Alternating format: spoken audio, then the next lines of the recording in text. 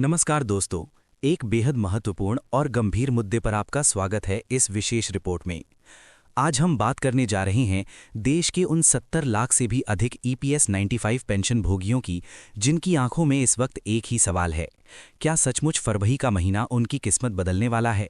क्या प्रधानमंत्री कार्यालय से कोई ऐतिहासिक फैसला आने वाला है, जिसके तहत हर महीने उनके बैंक खाते में 7,500 रुपये की बेसिक पेंशन और महंगाई भत्ता सीधे जमा होना शुरू हो जाएगा? या फिर ये सब सिर्फ उम्मीदों का एक और पुलिंदा है? ये कोई साधारण खबर नहीं है, बल्कि एक लंबे और कड़वे संघर्ष का नया और निर्णायक अध्याय है। पिछले कई महीनों से दिल्ली की सड़कों से लेकर संसद के गलियारों तक एक ही मांग गूंज रही है, ईपीएस 95 पेंशन में बड़ी और ऐतिहासिक बढ़ोतरी। और इस मांग की आवाज बन गए हैं कमांडर अशोक रावत। उनका आंदोलन अब एक नए और निर्णायक मोड़ पर पहुंच चुका है। अशोक रावत ने साफ शब्दों में कह दिया है कि अब याचना नहीं, अब रण होगा, और ये रण बेहद भीषण होगा। उनका कहना है कि ये अब सिर्फ एक मांग नहीं रह गई है, बल्कि अपने हक की लड़ाई बन चुकी है। और इस लड़ाई का नारा है या तो पूरी पेंशन या फिर आमने सामने की जंग। लेकिन ये पूरा मामला इतना सरल नहीं है। इसके पीछे सालों का दर्द, सरकारी फाइलों का लंबा सफर और एक जटिल वित्तीय पहेली है। सबसे पहले ये समझना जरूरी है कि आखिर ये 7,500 रुपये का आंकड़ा कहाँ से आया। दरअसल पेंशनरों का तर्क है कि मौजूदा समय में महंगाई के हिसाब से जो पेंशन मिल रही है वो जीवन यापन के लिए बिल्कुल अपर्याप्त है। कई पेंशनर ऐसे हैं जिन्हें 1,000 से 1,500 रुपये जैसी नाम मात्र की पेंशन मिल रही है, जो किसी भी सूरत में पर्याप्त नहीं है। इसलिए एक न्यूनतम बेसिक पेंशन 7,500 रुपये तय करने की मांग की जा रही है। इसमें अलग से महंगाई भत्ता जुड़ेगा। अगर मौजूदा महंगाई भत्ते का प्रतिशत जोड़ा जाए तो एक पेंशनर की कुल मासिक आय 9,000 रुपये से लेकर 15,000 रुपये के बीच पहुंच सकती है। पेंशनरों का कहना है कि ये सिर्फ एक आंकड़ा नहीं है, बल्कि उनके सम्मान और उनके द्वारा देश की अर्थव्यवस्था में दिए गए योगदान का प्रतिफल है। अब सवाल ये उठता है कि क्या सरकार इस मांग को मानने के लिए तैयार है? पिछले कुछ दिनों से सोशल मीडिया और कुछ मीडिया रिपोर्ट्स में ऐसी खबरें तेजी से फैल रही हैं जो दावा करती हैं कि प्रधानमंत्री नरेंद्र मोदी ने फरवरी माह से ही सभी पेंशनरों के खाते में 7,500 प्लस महंगाई भत्ता जमा करने का आदेश दे दिया है। ये खबर इतनी तेजी से फैली कि लाखों पेंशनरों के बीच एक नई उम्मीद की किरण जग गई।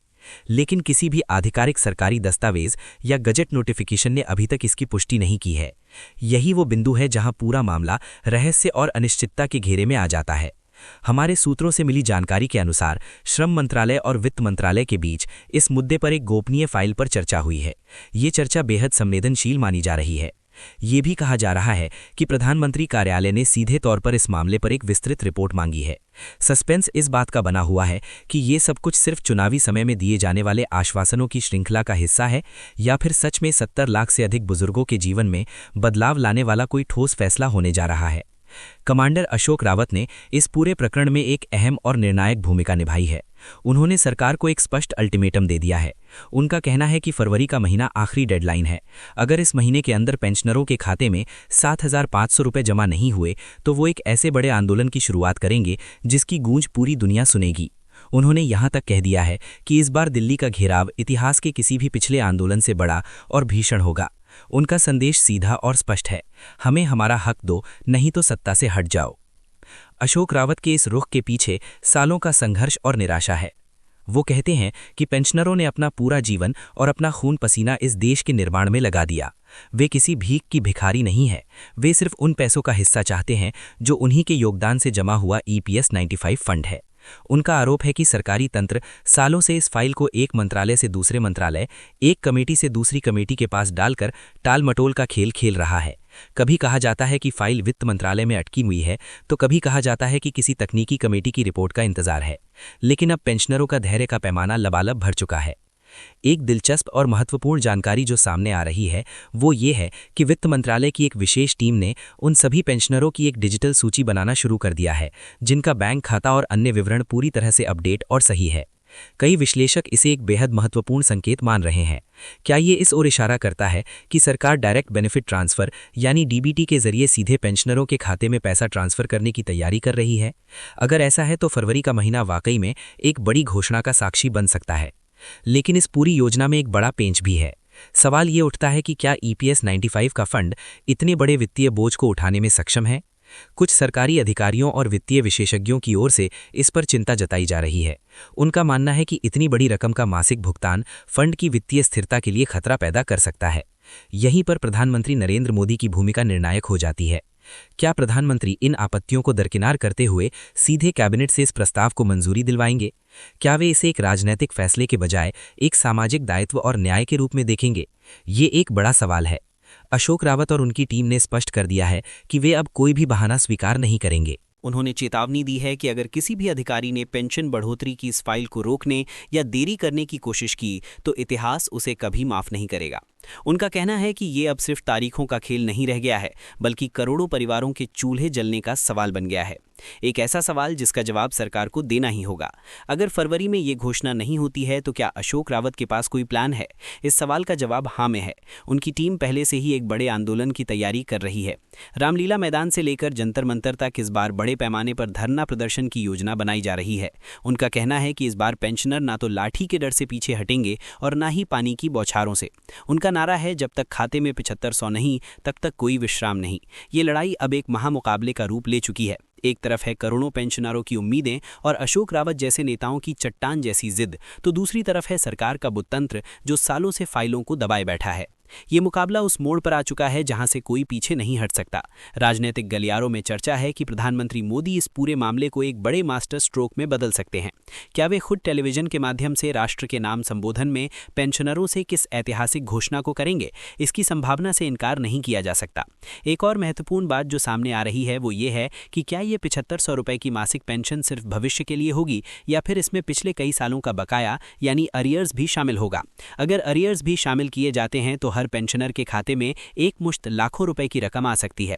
ये एक बहुत बड़ा वित्तीय दबाव होगा, लेकिन इससे पेंशनरों की जिंदगी में एक बड़ा बदलाव आ सकता है। हालांकि अभी तक इस बारे में कोई स्पष्टता नहीं है। दोस्तों, ये विशेष रिपोर्ट बनाने का हमारा मकसद आपको डराना या भ्रमित करना नहीं है। हमारा मकसद है आपको पूरी तरह से जागरूक और सचेत करना।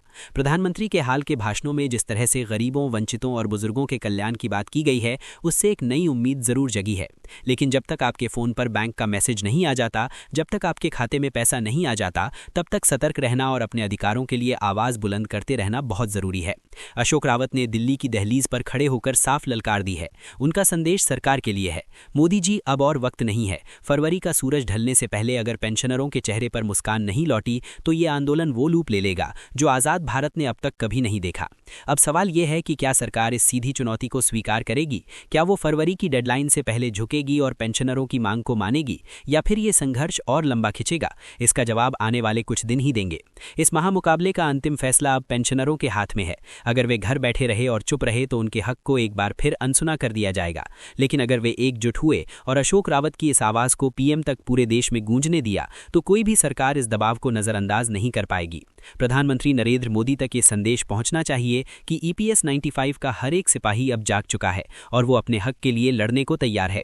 फरवरी का महीना इतिहास लिखने वाला है। या तो 70 लाख पेंशनरों के खाते में 7500 रुपए जमा होंगे या फिर दिल्ली की सड़कों पर एक ऐतिहासिक महाआंदोलन शुरू हो जाएगा। अब तक आपने सिर्फ मांगे सुनी थी, लेकिन अब जो कुछ होने वाला है वो दिल्ली की सत्ता की नींव तक हिला सकता है। कमांडर अशोक रावत ने इस बार सिर्फ शब्दों के बाण नहीं छोड़े हैं, बल्कि एक तरह से ब्रह्मास्त्र छोड़ दिया है। एक भरी सभा में उन्होंने साफ कह दिया कि अगर फरवरी में हमारे 78 लाख बुजुर्गों के सम्मान से खिलवाड़ हुआ तो इस बार हम पूरे सिस्टम की ऐसी की तैसी कर देंगे। सालों से ये बाबू और ये मंत्रालय हमें सिर्फ तारीख पर तारीख देते आए हैं। अब बस हो चुका। हमने अपना खून पसीना देश को दिया है। हम कोई भीख नहीं मांग रहे। अगर फरवरी में 7500 और महंगाई भत्ता हमारे मोबाइल पर मैसेज के रूप में नहीं आया तो पेंशनरों का वो रूप देखोगे कि दिल्ली का पूरा सिस्टम ठप पड़ जाएगा। अशोक रावत का ये गुस्सा सहज ही समझा जा सकता है। उन्हें खबर मिली है कि कुछ ताकतें पर्दे के पीछे से एक बार फिर इस पेंशन फाइल को लटकाने और देरी कराने की कोशिश में लगी हुई हैं। लेकिन रावत जी ने अपनी पूरी फौज को इशारा दे दिया है, तैयार हो जाओ। इस बार हम सिर्फ ज्ञापन नहीं देंगे। अगर पैसा नहीं आया तो हम उस सिस्टम की नींव हिला देंगे जो हमारे पेट पर लात मार रहा है।